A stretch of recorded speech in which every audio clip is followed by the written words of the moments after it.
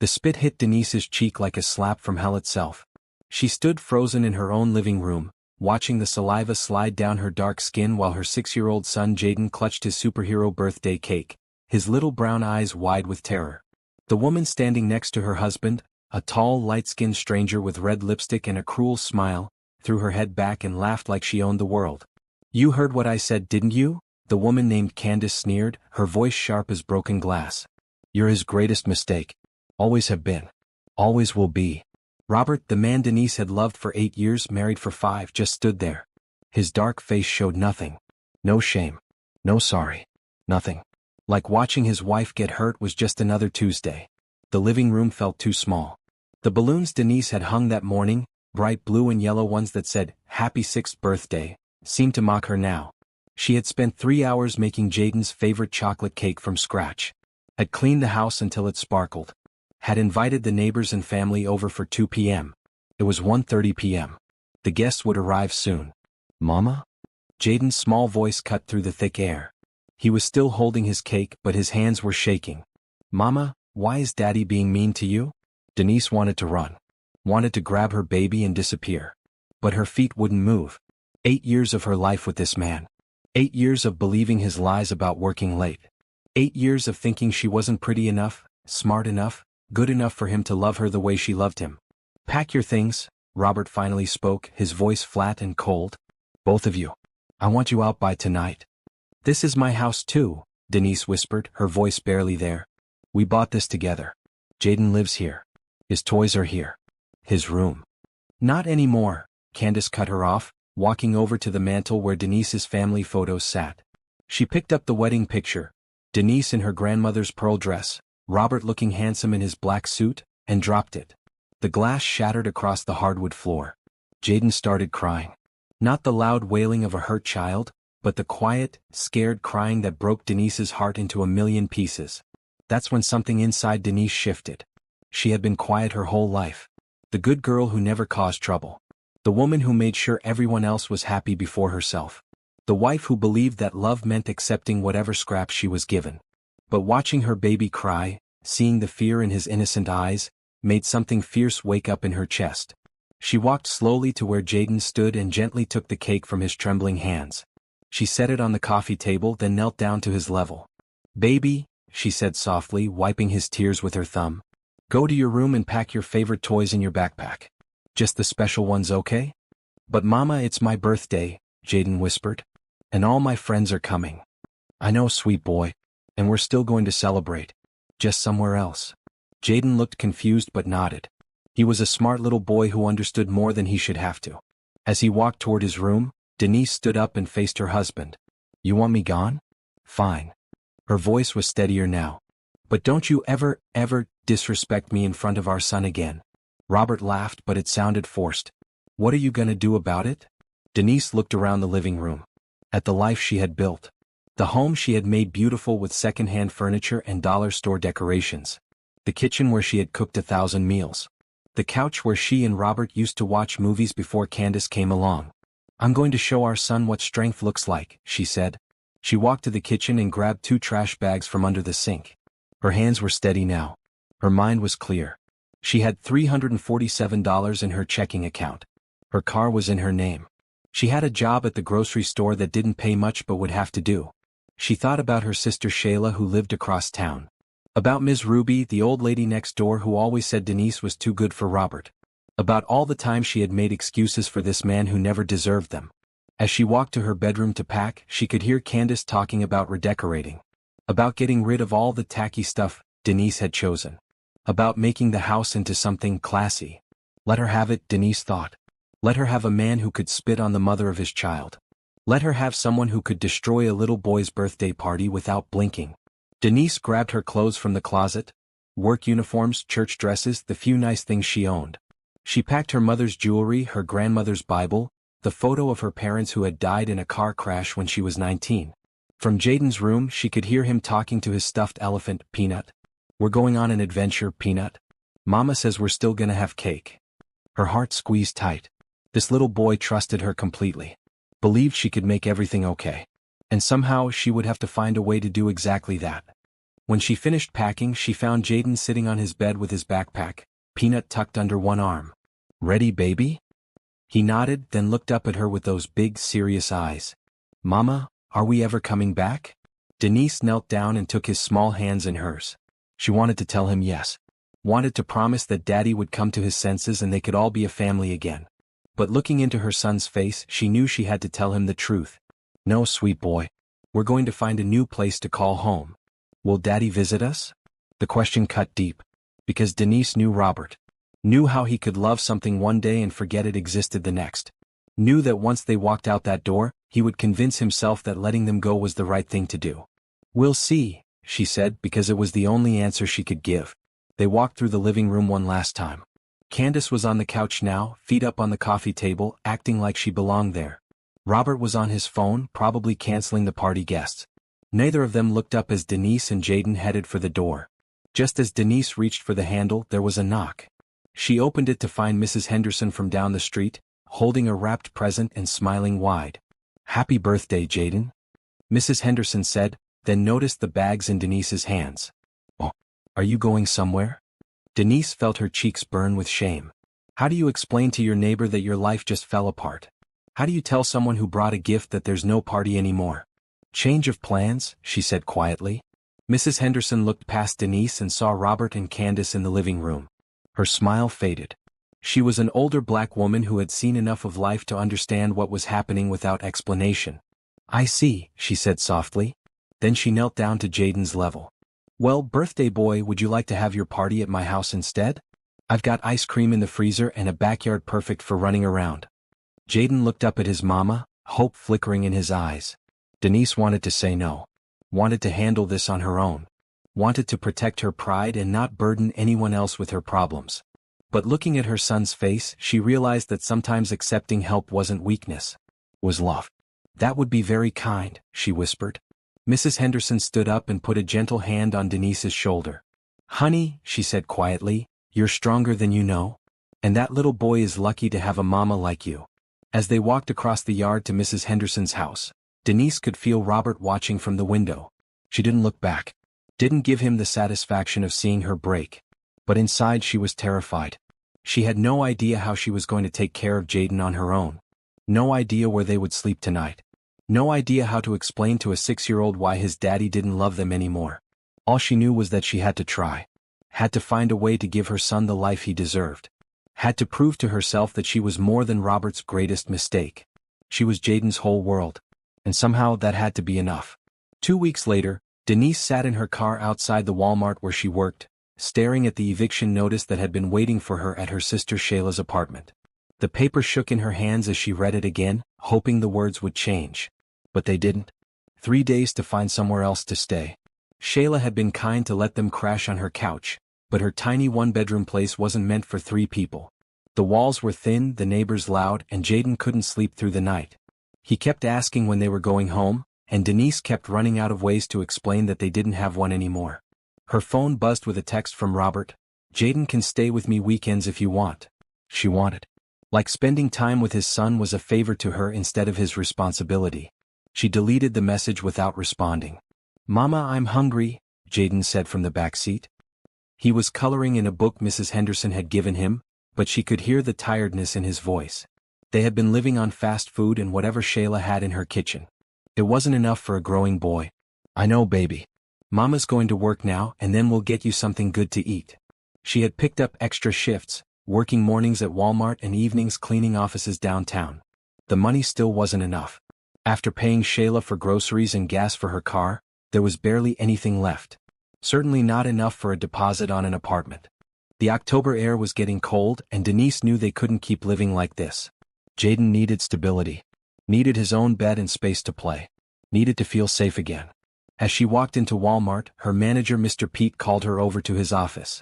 Pete was a short white man with kind eyes who had always been fair to her. "Denise, you've been doing good work," he said, closing the door behind them. "Real good work. I got a position opening up in the office, data entry Monday through Friday, better pay. You interested?" Denise felt tears prick her eyes. Better pay meant she could maybe afford a small apartment. Monday through Friday meant she could be home with Jaden in the evenings. "Yes, sir. Very interested." "Good. You start next Monday. And Denise. Pete handed her an envelope. This is just between us, okay? Inside was $500 cash. Denise looked up at him, confused. My wife heard about your situation from Mrs. Henderson. We know what it's like to struggle. Consider it a loan until you get on your feet. Denise wanted to refuse. Wanted to say she could handle things on her own. But looking at Pete's genuine face, she realized this was another moment where accepting help was the right thing to do. Thank you, she whispered. I'll pay you back. When you can. No rush. That evening, Denise drove to the other side of town to look at a small duplex she had found in the classified ads. The neighborhood wasn't fancy, small houses with chain-link fences and older cars in driveways, but it looked safe. Kids were playing in front yards while their mamas sat on porches talking and laughing. The duplex was tiny. 1 bedroom, 1 bathroom, a kitchen barely big enough for 2 people. But it had good bones. Clean floors. Windows that let in light. A small backyard where Jaden could play. The landlord was an older black man named Mr. Curtis who looked at Denise with understanding eyes when she explained her situation. Single mama? He asked. Yes, sir. Working? Yes, sir. Just got promoted to office work at Walmart. Mr. Curtis nodded slowly. Rent's $650 a month. Usually I ask for first month, last month, and security deposit up front. But I can work with you. First month and half the security deposit now, rest when you get your first paycheck from the new job. Denise wanted to cry with relief. With Pete's $500 and what she had saved, she could just barely make it work. Thank you, she said. We'll take good care of it. I know you will. And that little boy of yours, he can play in the backyard anytime. My grandkids come over on weekends. He'll have friends to play with. Moving day was just Denise, Jaden, and Shayla loading boxes into her car. It didn't take long, they didn't have much. But walking into their new place, Denise felt something she hadn't felt in months. Oh. Jaden ran from room to room, his voice echoing off the empty walls. Mama, this is our house? Just ours. Just ours, baby. That first night, they slept on air mattresses on the living room floor. Denise had bought them at the dollar store along with sheets and pillows. It wasn't much, but it was theirs. As Jaden slept beside her, Denise stared at the ceiling and thought about how far they had come. 2 weeks ago, she had been a woman who let her husband spit on her. Tonight, she was a woman who had found her own place, gotten a better job, and was building a life for her son. She thought about calling Robert to tell him their new address, then decided against it. If he wanted to see Jaden, he could make the effort to find them. The next morning there was a knock at the door. Denise opened it to find an elderly black woman with silver hair and a warm smile, holding a covered dish. I'm Ruby Jones, the woman said. I live next door. Thought you and your boy might be hungry. The dish was full of fried chicken, mac and cheese, and green beans that smelled like heaven. Denise's stomach growled just looking at it. Thank you so much, but I can't. Yes, you can, Ms. Ruby said firmly but kindly. Every mother needs help sometimes. That's what community is for. She stepped inside without being invited, looking around the empty space with approving eyes. Good bones, she said, just like Mr. Curtis had. This place just needs some love. Over the next few days, things started happening that Denise couldn't explain. A couch appeared on her front porch with a note that said, "From a friend." Someone left bags of groceries by her door. Jaden found a bicycle in the backyard, small and painted bright red, perfect for a 6-year-old. When Denise asked Ms. Ruby about it, the older woman just smiled and said, "Sometimes blessings come when you need them most." Denise started her new job on Monday, and it was everything Pete had promised. The work was easy, entering numbers into a computer, and her co-workers were friendly. She had her own desk in a quiet office and could eat lunch without rushing. For the first time in months, she felt like a professional instead of just someone trying to survive. At lunch on her second day, she called to check on Jaden. Ms. Ruby had offered to watch him after school until Denise got home. Another kindness that Denise was learning to accept. He's fine, baby, Ms. Ruby said. Smart as a whip, that boy. We're working on his homework and then we're going to make cookies. When Denise got home that evening, she found Jaden and Ms. Ruby in her kitchen, flour everywhere, both of them laughing. Jaden's face was covered in chocolate, and he looked happier than she had seen him since before the birthday party. Mama, Ms. Ruby taught me how to make cookies, and she said we can plant flowers in the backyard. Looking at her son's joy, Denise felt something settling in her chest. Not happiness exactly, she was still too hurt and scared for that. But something like peace. They were going to be okay. She didn't know how she knew, but she did. They had found more than just a place to live. They had found a community. Found people who cared about them not because they had to, but because they chose to. That night, after Jaden was asleep in his own bed, a twin mattress they had bought at a thrift store and made up with superhero sheets, Denise sat in her living room and thought about Robert. She wondered if he missed them. If he ever thought about Jaden's laugh or the way he used to crawl into their bed on Sunday mornings. If he regretted throwing away 8 years for a woman who probably didn't know how to make his coffee the way he liked it or remember that he was allergic to shellfish. But for the first time since that awful day, thinking about Robert didn't make her chest tight with pain. It made her feel something else. Grateful. Grateful that he had shown his true self before Jaden got older and the hurt cut deeper. Grateful that she had been forced to find her own strength instead of depending on someone who didn't deserve her love. Grateful that they had ended up here, in this small duplex with Ms. Ruby next door and a community that embraced them. She was still his greatest mistake, apparently. But that was okay. Because leaving him was the greatest gift she had ever given herself. 3 months into their new life, Denise stood in the Walmart break room staring at her phone in disbelief. The number on her bank account screen had to be wrong. She blinked hard and looked again, but it was still there. $1,247.23. She had never had that much money in her account at one time in her entire life. The new job was everything Pete had promised and more. Steady hours, decent pay, and co-workers who treated her with respect. She had even gotten a small raise after just 2 months when her supervisor noticed how accurate and fast she was with data entry. But the real change wasn't the money. It was how she felt when she looked in the mirror each morning. Like a woman who mattered. Like someone who could handle whatever life threw at her. "You look happy," said Carmen, one of her co-workers, settling into the chair next to her with her lunch. Carmen was a Puerto Rican woman about Denise's age with 3 kids of her own and a laugh that could fill a room. "I guess I am," Denise said, realizing it was true. "Good for you, girl. You deserve it." They had become friends over shared lunches and stories about single motherhood. Carmen's husband had left her when their youngest was born with special needs, and she understood the particular exhaustion of carrying everything alone. "Speaking of happy," Carmen said with a sly smile, "you know David from shipping has been asking about you." Denise felt her cheeks warm. David was a tall, dark-skinned man with gentle eyes and calloused hands who always held the door for her and asked about Jaden. He was kind in a quiet way that reminded her of her father. "Carmen, I'm not ready for that. I'm not saying marry the man. I'm saying maybe it's okay to remember that you're a woman and not just a mama." Before Denise could respond, her phone rang. It was Ms. Ruby, which was unusual. The older woman usually waited until evening to check in. "Ms. Ruby? Everything okay?" "Oh, baby," Ms. Ruby's voice was tight with worry. "You need to come home. There's been some trouble." Denise's heart stopped. "Is Jaden hurt?" No, the baby's fine. He's right here with me. But you need to come home." Denise told Pete she had a family emergency and drove home faster than she should have. When she pulled up to the duplex, she saw immediately what Ms. Ruby meant by trouble.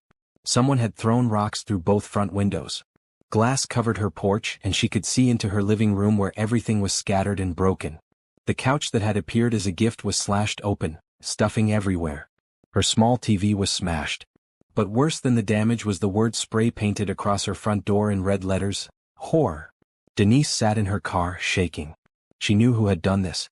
Only one person was angry enough, hurt enough in his pride to do something this cruel. Ms. Ruby came out of her house with Jaden's hand in hers. The little boy looked scared but not hurt, and that was all that mattered to Denise in that moment. "Baby, I already called the police," Ms. Ruby said as Denise got out of her car. "And Mr. Curtis is on his way with some plywood to cover the windows." "Did anyone see who did it?" Denise asked, though she already knew the answer. Mrs. Patterson from across the street saw a dark blue sedan around noon. Said it looked like someone was watching the house before this happened. Robert's car was dark blue. The police officer who came to take the report was a young black woman who looked at the damage with sympathetic eyes. She took photos and notes, but Denise could tell from her expression that without witnesses or security cameras, there wasn't much they could do. "Do you have any idea who might have done this?" the officer asked. Denise looked at Jaden, who was coloring quietly at Ms. Ruby's kitchen table where they had retreated while the officer worked. She thought about telling the truth, that her ex-husband was probably responsible, that he had a key to their old house and knew where they lived now. But then she thought about Jaden having to testify against his father. About court dates and lawyers she couldn't afford. About the look on her son's face if he knew his daddy had done this. "No," she lied. "No idea. After the officer left, Denise sat on Ms. Ruby's porch and cried. Not the quiet, dignified tears she had shed the night Robert kicked them out. These were big, ugly sobs that came from deep in her chest. "Let it out, baby," Ms. Ruby said, rubbing her back like Denise's own mother used to do. "Let it all out." "I thought we were safe," Denise gasped between sobs. "I thought we had found somewhere he couldn't hurt us." "You're safe. This is just stuff, baby. Just things that can be replaced. You and that boy, you're still whole. You're still strong. And you're not facing this alone." As if to prove her point, people started showing up. Mr. Curtis arrived with plywood and tools. Mrs. Patterson from across the street brought dinner for everyone. 2 men from down the block appeared with a new TV still in the box. Carmen showed up after work with cleaning supplies and 3 of her cousins who looked like they could handle any trouble that came their way. "Nobody messes with our girl," Carmen announced, rolling up her sleeves. By the end of the evening, the windows were boarded up temporarily, the glass was cleaned up, and the living room was put back together. Someone had even painted over the ugly word on the door. Jaden had spent the day playing with the neighborhood kids who had gathered to watch the activity, and by bedtime he seemed to think the whole thing had been an adventure. "Mama, why did someone break our windows?" he asked as Denise tucked him into bed. "Sometimes people do mean things when they're angry," she said carefully. "But look how many people came to help us fix it. That's what matters. Are we going to move again?" The question broke her heart, because she could hear the worry in his voice. The fear that just when things felt stable, everything would change again.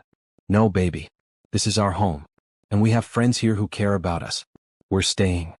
After Jaden fell asleep, Denise sat in her living room and looked around at what people had done for them. The furniture was mismatched but comfortable. The new TV was bigger than the one that had been broken. Someone had even brought flowers for the coffee table.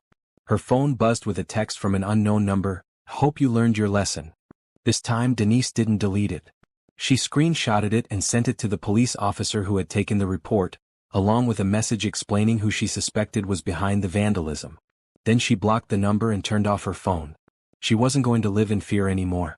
Wasn't going to let Robert's anger poison the life she was building for herself and Jaden. If he wanted to play games, he would discover that she wasn't the same scared woman he had spit on 4 months ago. The next morning, Denise called in late to work and went to the courthouse downtown. She filled out paperwork for a restraining order, documenting every incident she could remember: the birthday party humiliation, the eviction with no notice, and now the vandalism. The clerk, a middle-aged black woman with kind eyes, looked over the papers with a frown. "Honey, this man put his hands on you?" "No, ma'am. Just emotional abuse. And now this. Emotional abuse is still abuse. And destruction of property is a crime. You did the right thing coming here." That afternoon, Denise got a call from a lawyer, a woman named Jessica Torres who specialized in family law and domestic violence cases. "Mrs. Patterson? I got your name from the courthouse. I understand you're dealing with harassment from your ex-husband?" "I can't afford a lawyer," Denise said immediately. "I work with a nonprofit that provides free legal services to women in situations like yours. Would you be willing to meet with me?" 2 days later, Denise sat in Jessica's small but neat office, telling her story from the beginning. Jessica listened without judgment, taking notes and asking careful questions. "Here's what we're going to do," Jessica said when Denise finished. "First, we're going to get that restraining order approved. Second, we're going to file for formal custody arrangements so he can't just disappear from Jaden's life and then show up causing trouble. Third, we're going to make sure he pays child support like he's supposed to." "I don't want his money," Denise said quickly. "This isn't about you wanting it. It's about Jaden deserving it. That money can go into a college fund if you don't need it for daily expenses. But your son has a right to financial support from both his parents." Walking out of Jessica's office, Denise felt something she hadn't felt since the night Robert told her to pack her things. Powerful. Not because she was going after Robert for revenge, but because she was finally protecting herself and Jaden the way a mother should. She was setting boundaries. She was demanding the respect they deserved. That evening she found David from work waiting by her car when her shift ended. "I heard about what happened to your place," he said quietly. "I wanted to make sure you and your boy were okay." "We're fine," she said, but she was touched that he cared enough to check. "Good. And Denise? If you ever need anything, and I mean anything, you call me, okay?" He handed her a piece of paper with his phone number written in careful handwriting. "I don't know if I'm ready for—" she started. "I'm not asking you to be ready for anything," David said gently. I'm just saying you don't have to handle everything by yourself anymore. You got people who care about you. That night, Denise put David's number on her refrigerator next to Ms. Ruby's and Carmen's and Jessica's. She looked at the collection of phone numbers, her support system, her safety net, and smiled. For months ago she had felt completely alone in the world. Now she had a community. And for the first time since Robert had broken her heart, she was beginning to believe that maybe, someday she might be ready to let someone put it back together. 6 months after the vandalism, Denise stood in family court wearing her best dress, a navy blue one she had bought at a thrift store and tailored herself, watching Robert squirm in his seat as Jessica Torres laid out the facts of their case. He had lost weight since she had seen him last. His suit was wrinkled and there were dark circles under his eyes. Candace was nowhere to be seen, and Denise wondered briefly if that relationship had already burned itself out. "Your Honor," Jessica was saying, "my client has not received a single child support payment in the 7 months since separation. Mr. Patterson has made no effort to establish a relationship with his son, and has in fact engaged in harassment and property destruction." Robert's lawyer, a tired-looking white man who kept checking his watch, shuffled through papers without much enthusiasm. "Furthermore," Jessica continued, "we have evidence that Mr. Patterson has been deliberately avoiding service of court documents and hiding assets to avoid his financial responsibilities." Denise felt a flutter of nerves in her stomach. She had never been in a courtroom before, and the formal atmosphere made everything feel more real, more final. The judge, an older black woman with silver hair and sharp eyes, looked between the two lawyers with obvious impatience. "Mr. Patterson," she said directly to Robert, "you've been ordered to appear in this court 3 times. This is your first appearance. Why should I not hold you in contempt?" Robert stood up, trying to look confident but failing. "Your Honor, I've been dealing with some personal issues. Health problems and—" "Save it," the judge cut him off. "I've heard every excuse in the book. What I want to know is why you think you can father a child and then disappear when it's convenient for you." Denise watched Robert's face turn red with embarrassment and felt nothing. No satisfaction. No anger. Just a kind of sad acceptance that this man she had once loved was exactly who he had always been. "Your Honor," Robert's lawyer tried again, "my client is willing to work out a reasonable arrangement for both custody and support."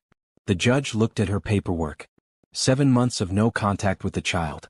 7 months of no financial support. Property damage at the mother's residence. A restraining order that he violated twice. She looked up at Robert with disgust. "What exactly makes you think you deserve custody rights?" "He's my son," Robert said weakly. "Being a biological father and being a daddy are 2 very different things," the judge replied sharply.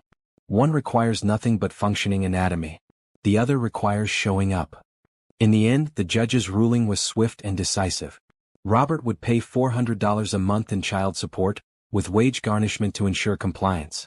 He would have supervised visitation rights only 2 hours every other weekend at the family court facility, and only if he completed anger management classes first. "And Mr. Patterson," the judge added as they prepared to leave, "if you violate that restraining order again, if you damage Ms. Brown's property again, if you cause any further harassment, you will be spending time in my jail. Do I make myself clear?" "Yes, ma'am." Outside the courthouse, Jessica walked Denise to her car. "How do you feel?" the lawyer asked. Denise thought about it. "Free," she said finally. "I feel free." She had taken back her maiden name, Brown, during the proceedings. She was no longer Mrs. Patterson, tied to a man who had never deserved the title of husband. She was Denise Brown again, the woman she had been before she lost herself in someone else's selfishness. That evening she and Jaden sat in their backyard, their real backyard now, with flowers Ms. Ruby had helped them plant and a small garden where they grew tomatoes and herbs. Jaden was 7 now, taller and more serious than he had been a year ago, but still her sweet boy. "Mama, is Daddy going to come see me now?" he asked, not looking up from the book he was reading. "Maybe, baby. If he wants to and if he does what the judge said he has to do." "Do you want him to?" The question caught her off guard.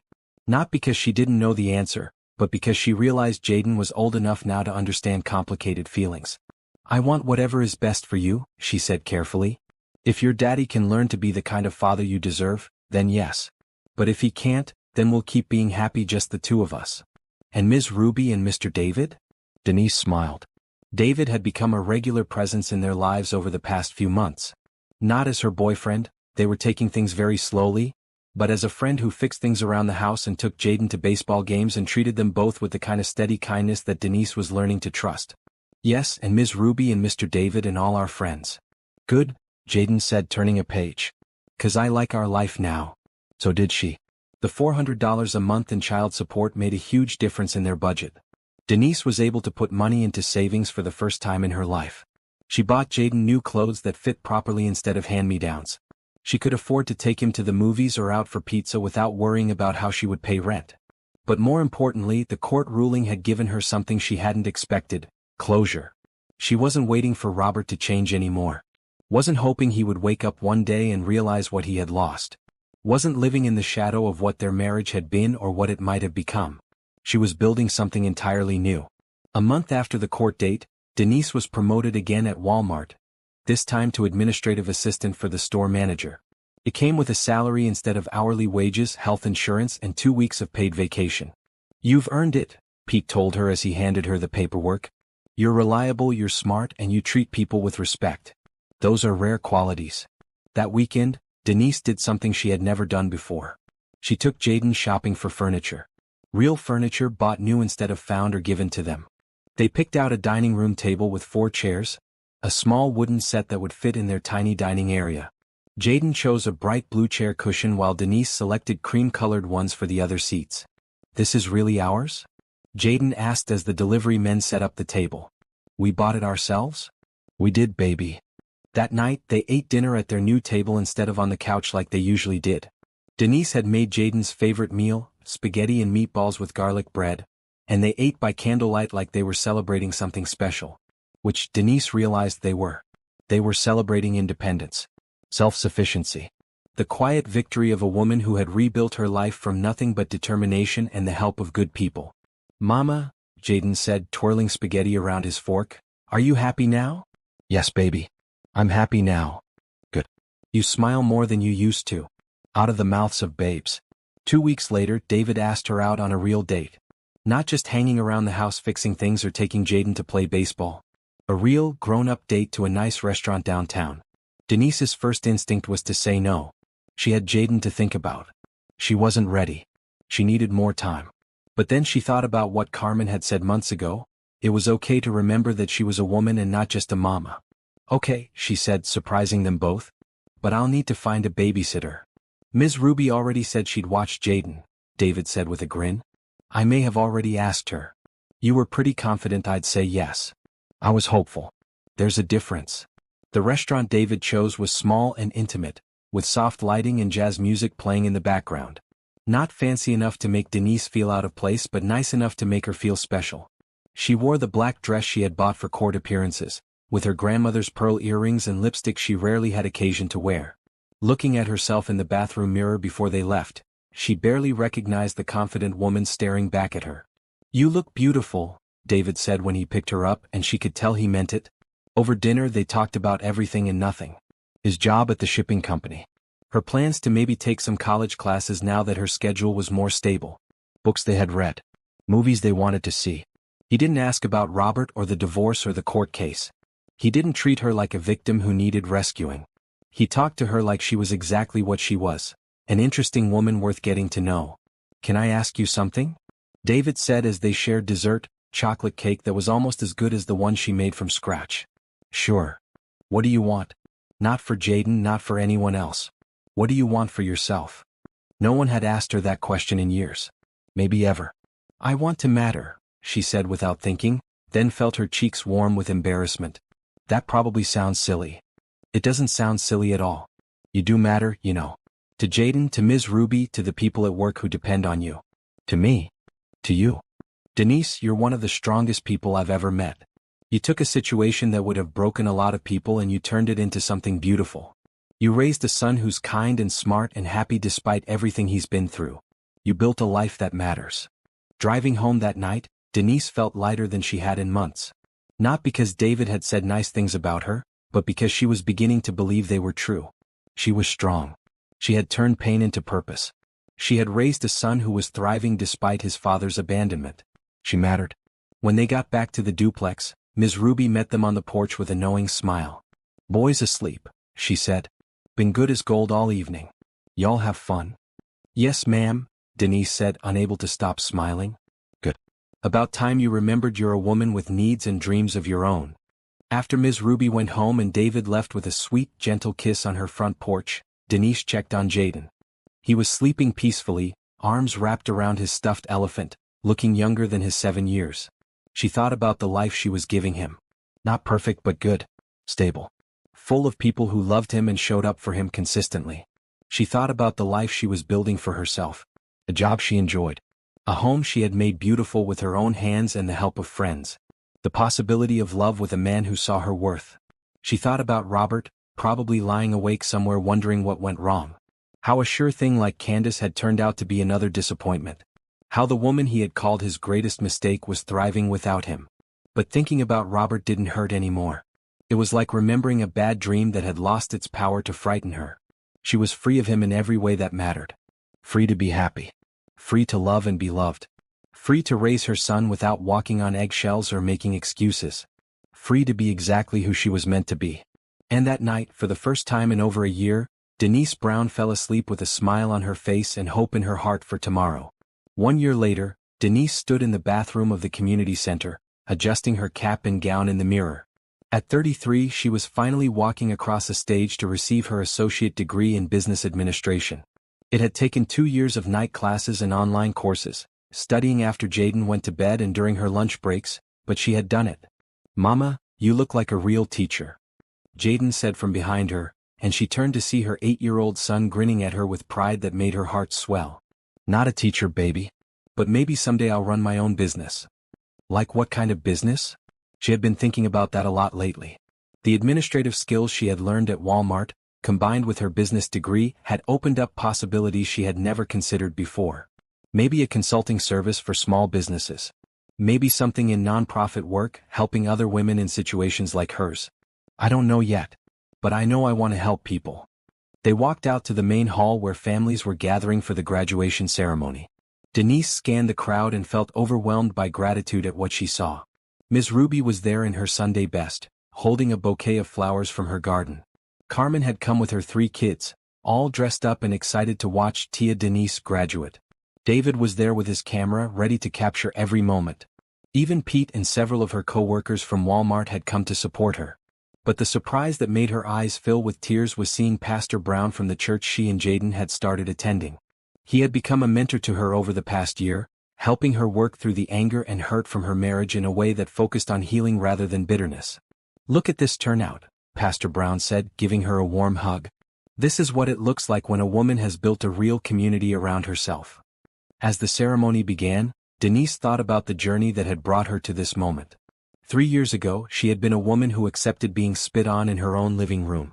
Who believed she deserved whatever scraps of love she was given. Who was too scared to imagine a life bigger than the small world someone else had created for her. Now she was a college graduate with a career plan and a savings account and a son who had never once seen her accept less than she deserved.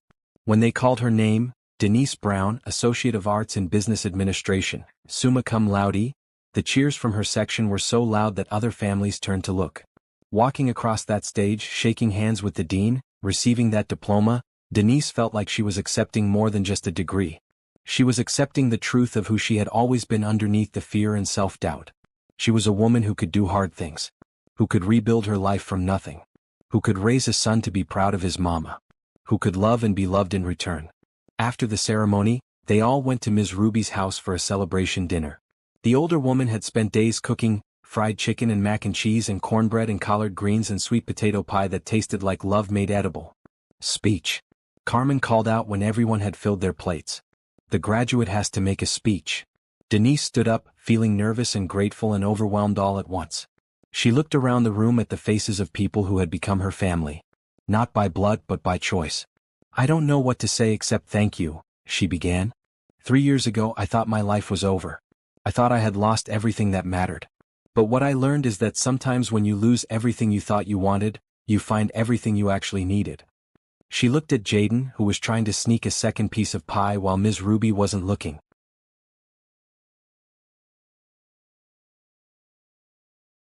"I needed to learn that I was strong enough to take care of my son and myself. I needed to learn that accepting help isn't weakness, it's wisdom. I needed to learn that I deserved love that didn't come with conditions or cruelty. Her eyes found David's across the room. And I needed to learn that sometimes the best thing that can happen to you is having someone show you who they really are before it's too late to get away. Everyone laughed at that, including Denise. So thank you. For seeing something in me that I couldn't see in myself. For showing up when I needed you. For teaching me that family isn't just about who you're related to, it's about who shows up for you when it matters. The applause was warm and long, and Denise sat down feeling like she had said exactly what needed saying. Later that evening, after everyone had gone home and Jaden was in bed, Denise and David sat on her front porch swing, another gift from the community that had appeared one day with no note attached. So what's next? David asked, his arm around her shoulders. I've been thinking about that. Pete offered me a promotion to assistant manager, but I think I want to try something different. Like what? There's a nonprofit downtown that helps women transition out of domestic violence situations. They need someone to run their job placement program. It doesn't pay as much as the Walmart job, but it would let you help other women find what you found. Exactly. David was quiet for a moment, and Denise could tell he was thinking carefully about what to say next. Can I tell you something? He said finally. Always. That first day I saw you at Walmart, you looked like you were carrying the weight of the world. Like you were afraid someone was going to yell at you for existing. And I thought to myself, that's a woman who's been hurt. Denise felt her chest tighten, remembering how small she had felt back then. But watching you these past 2 years, watching you build this life, raise that boy, go back to school, stand up for yourself, I've never seen anything more beautiful than watching someone discover their own strength. He turned to face her more fully. I love you, Denise. Not because I think you need rescuing. Not because I want to fix you. I love you because you're already whole. Because you're fierce and kind and smart and beautiful. Because watching you love that boy teaches me what real love looks like. Tears slipped down Denise's cheeks, but they were good tears. Happy tears. I love you too, she whispered. But David, I need you to know that Jaden and I were a package deal. And he comes first always. I wouldn't want it any other way. That boy is part of what makes you who you are. And besides, he grinned, somebody's got to teach him how to throw a proper curveball. They sat in comfortable silence, listening to the sounds of their neighborhood settling in for the night. Kids calling to each other from backyards. Front doors closing. The distant sound of someone's music playing softly. Denise? David said after a while. Yeah. Whatever happened to that guy? Robert? She had wondered when he would ask. David had never pushed for details about her previous marriage, never acted jealous or threatened by her past. But she knew he was curious. Last I heard from Jessica, he never showed up for the anger management classes. Never used his visitation rights. Child support comes out of his paycheck automatically, but that's the only connection we have. Does Jaden ask about him? Sometimes. Less than he used to. I think he's starting to understand that some people aren't capable of being what you need them to be, no matter how much you love them. Smart kid. Gets that from his mama? She said with a smile. Yes, he does. As they prepared to go inside, Denise's phone buzzed with a text message. She almost ignored it. She had learned to put her phone away during time with David and Jaden, but something made her check.